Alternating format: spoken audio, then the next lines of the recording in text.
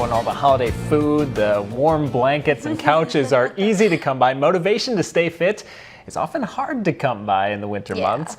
And joining us this morning from Gunderson Health System, Michael Rodriguez joins us to talk a little bit about how to stay fit, how we can find that motivation. Michael, thanks for joining us this morning. Thanks for having me. It's great to be here. Well, we're glad to have you. So basically, what's your best tip for finding that motivation to get fit this winter?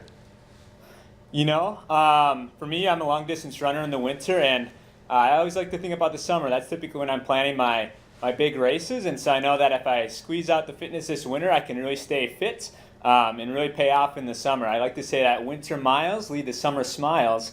So just knowing that during a few months of cold is just going to make the summer running feel a lot better. Having some motivation, grabbing a buddy going along for the run, those things can really help to stay fit and motivated, and it's a lot easier to maintain fitness than rather start over and build it from scratch. So just thinking long term instead of short term has really worked for me. Yeah, maybe sign up for a race that's in the next year that will motivate you. You know, when we're running outside, if you're going to exercise outside, it's hard, if you're going to be sweating, it's hard to tell, you know, the proper attire. What exactly should you be wearing for depending on what temperature it is?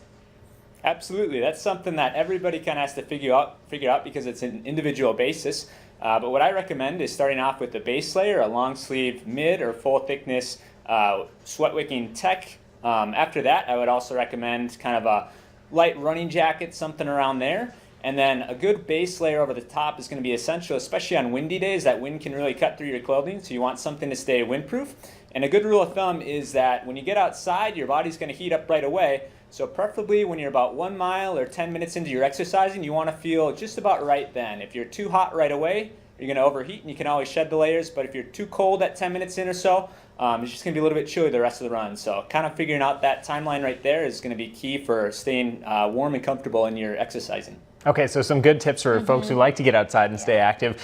What about when it's just too cold out, as we're in the 10 below, or for somebody who's not that apt to go outside to exercise? What can they do?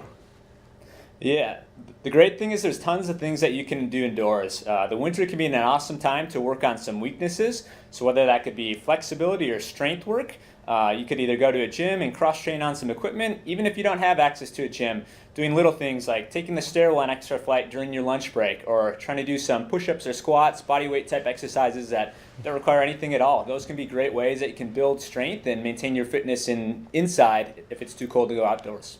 Yeah, definitely important this time of year when it gets a little bit darker out early, colder, we can get a little bit depressed. This is time to definitely take care of yourself. Michael, that's all the time we have. Thanks for being here. Thank you. It's 6:50 now on this Monday, and the